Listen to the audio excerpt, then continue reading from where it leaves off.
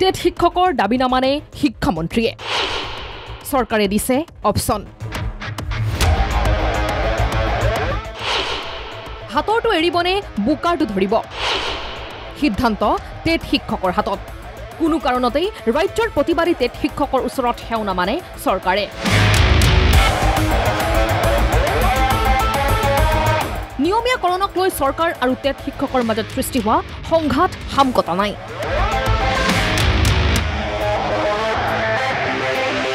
চৰকাৰে বান্ধি দিয়া চৰ্ত মানি নোলোৱা টেট শিক্ষকক আজি পুনৰ সকিয়নি দিলে শিক্ষামন্ত্ৰীয়ে নিয়মীয়াকৰণ প্ৰক্ৰিয়াত টেট শিক্ষকক শিক্ষা বিভাগে সহি কৰিবলৈ দিয়া নিৰ্দেশ একাংশ শিক্ষকে অমান্য কৰাৰ পিছতেই আজি মুখ খুলিছে শিক্ষামন্ত্ৰী ৰণোজ পেগুৱে আমাৰ কলেজ বা বিশ্ববিদ্যালয় নিৰ্দেশ বন্ধ দিয়া কলেজ বা বিশ্ববিদ্যালয় যে আমাৰ ইয়াৰ যিখিনি পৰিসংখ্যা আছে আমি এটা ইভালুৱেশ্যন কণ্টিনিউৱাছ কেৱল ছাত্ৰ ছাত্ৰীসকলৰ ইভালুৱেশ্যন সামগ্ৰিকভাৱে আমাৰ উচ্চ শিক্ষা বা বিদ্যালয় শিক্ষাৰ অগ্ৰগতিৰ এটা ইভালুৱেশ্যন দৰকাৰ আমাৰ all India survey of higher education ইয়াৰ এটা ছাৰ্ভে হয় যিটো ছাৰ্ভেৰ জৰিয়তে আমি আমাৰ যিটো গ্ৰছ এনৰলমেণ্ট ৰেচিঅ' তাৰ আমি তথ্য লাভ কৰোঁ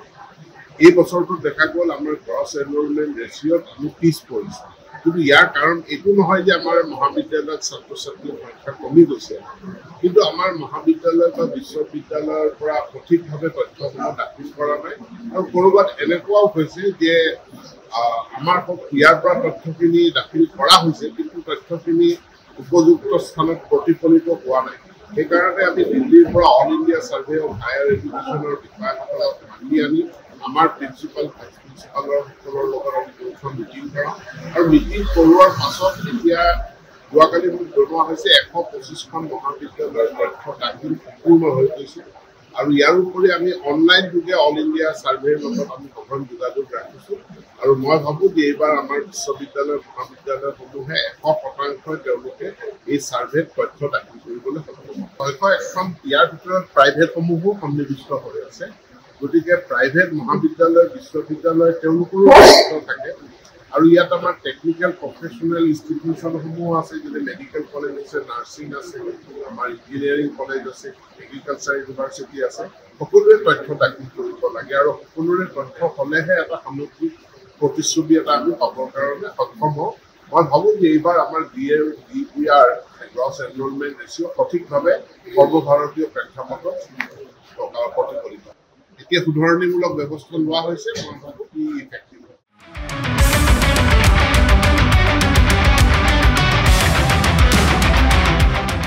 কি কৰিব টেট শিক্ষকে চৰকাৰৰ নিৰ্দেশ মানি একাংশই কৰিছে সহি পুনৰ ৰাজপথত নামিব নেকি শিক্ষক সমাজ